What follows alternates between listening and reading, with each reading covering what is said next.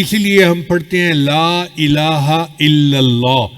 نہیں کوئی معبود سوائے اللہ کے، یعنی اللہ کے سوا کوئی عبادت کے لائق ہے ہی نہیں، کوئی ہے ہی نہیں دوسرا۔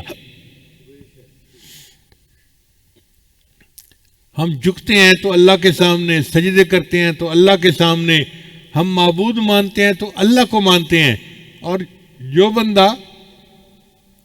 یہ اقرار کر لیتا ہے کہ اللہ کے سوا کوئی معبود نہیں،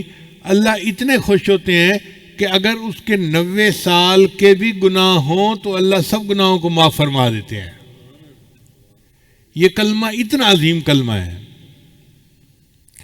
اور سارے انبیاء میں یہ کلمہ ایک رہا، لا الہ الا اللہ، آدم خلیفۃ اللہ، لا الہ الا اللہ نوح نجی اللہ، لا الہ الا اللہ ابراہیم خلیل اللہ،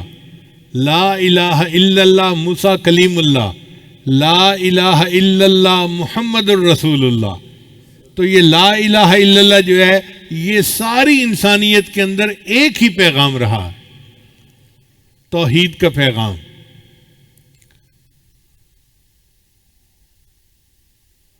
تو ہم اللہ کو مانتے ہیں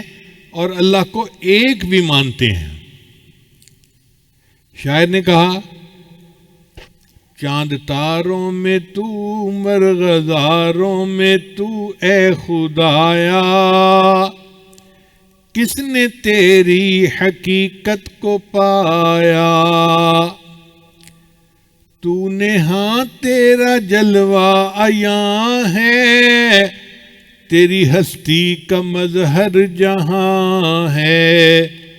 یہ زمین آسمان یہ تیرا ہے جہاں اے خدایا، کس نے تیری حقیقت کو پایا، بحر اسیاں سے مولا بچا لے، دل کی کشتی ہے تیرے حوالے، تو ہی ستار ہے تو ہی غفار ہے اے خدایا، کس نے تیری حقیقت کو پایا۔